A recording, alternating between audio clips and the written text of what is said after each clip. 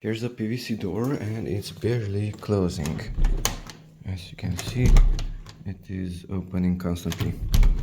Okay, so to fix this problem, look at this portion and this and that is one single plate. And if you unscrew those two, you can slide this one left and right. And that is, of course, blocking the door through this. So it cannot grab into it because it is pushed in. So get a screwdriver, Phillips head or star, loosen those two, this one and that one, and now you can slide it. That's too much, but let's try it. Now there is a gap between the door and the panel.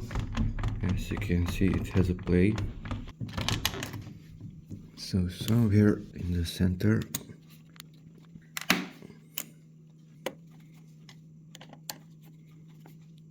and now let's see, it is closing and there is no play,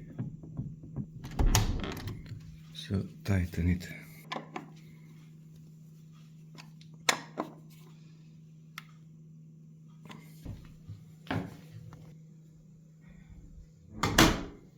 There is no play and it is closing.